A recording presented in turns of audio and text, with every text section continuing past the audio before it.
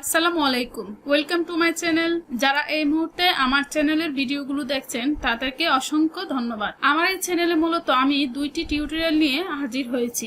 একটি হচ্ছে Android app development এবং আরেকটি হচ্ছে WordPress website design and development. তো আমি অলরেডি অ্যান্ড্রয়েড অ্যাপ ডেভেলপমেন্টের উপর ভিডিও আপলোড করা শুরু করে দিয়েছি, আর ওয়ার্ডপ্রেস ওয়েবসাইট ডিজাইন অ্যান্ড ডেভেলপমেন্টের টিউটোরিয়ালটি এই মুহূর্ত থেকে শুরু করছি।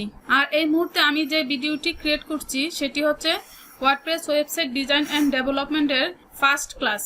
এছাড়াও আমি আমার এই চ্যানেলে এই দুইটা টিউটোরিয়াল কমপ্লিট করে আমি আরো অন্যান্য টিউটোরিয়াল শেয়ার করব। সেটি হচ্ছে fibre related, on page SEO, WordPress e commerce website, theme customisation etc এবং অ্যান্ড্রয়েড অ্যাপ ডেভেলপমেন্টের বিভিন্ন প্রবলেম সলিউশন, অ্যাডমোক, গুগল কনসোল ইত্যাদি। এই সম্পর্কে আমি আরো অনেক কিছু শেয়ার করব। তো ফার্স্টে আমি ধরলাম অ্যান্ড্রয়েড অ্যাপ ডেভেলপমেন্ট, দেন আমি শুরু করতেছি WordPress website design and development. তো আমি যেই প্রসেসিং এ ওয়ার্ডপ্রেস ওয়েবসাইট ডিজাইন এবং ডেভেলপমেন্টের কাজ শিখেছি বা শিখছি তার সবটুকু স্কিল আমি শেয়ার করব আমার এই চ্যানেলে।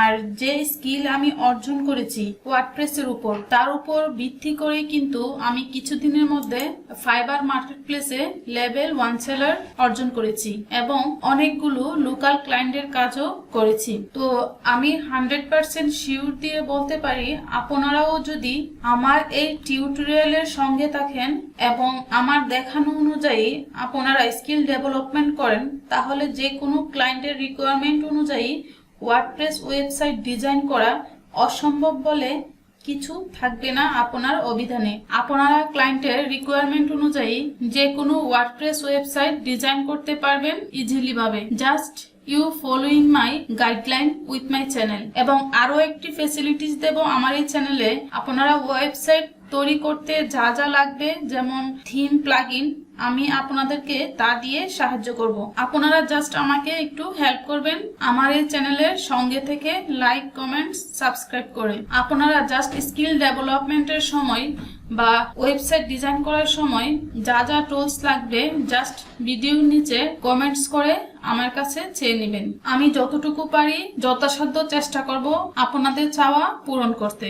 So guys, please subscribe my channel and stay with my channel always for grow your skill. তো চলুন আর কথা না বাড়িয়ে আমাদের মূল কাজে ফিরে যাওয়া যাক। এই টিউটোরিয়ালে মূলত আমরা কি শিখব?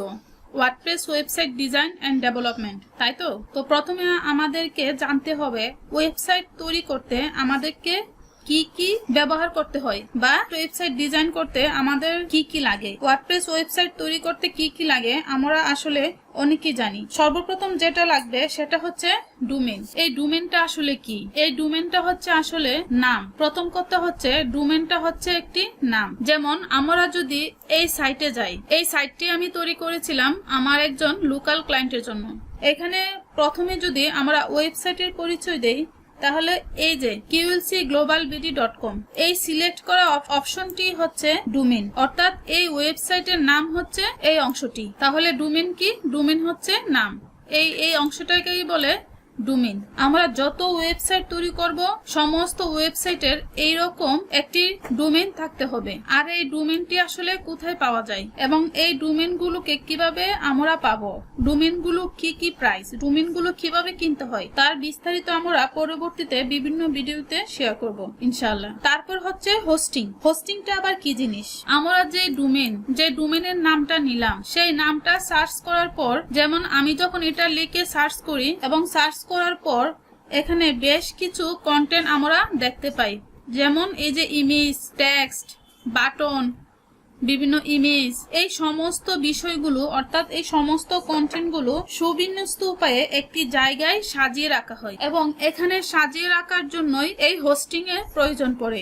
শুধুমাত্র ডোমেইন বা নামের মধ্যে কখনোই কন্টেন্ট রাখা যায় না। কন্টেন্ট রাখার জন্য আমাদেরকে হোস্টিং এর সহযোগিতা নিতে হয়। এবার হোস্টিংটাকে সহজ করে আমি যদি বুঝাই, তাহলে হোস্টিংটাকে ধরে নেওয়া যেতে পারে একটি মোবাইল মেমোরি কার্ড, অর্থাৎ মেমোরি কার্ডের সাথে হোস্টিংটাকে তুলনা করা যেতে পারে। আমরা আমাদের মোবাইলের মেমোরি কার্ডের মধ্যে কিছু ইমেজ, ভিডিও রাখতেছি।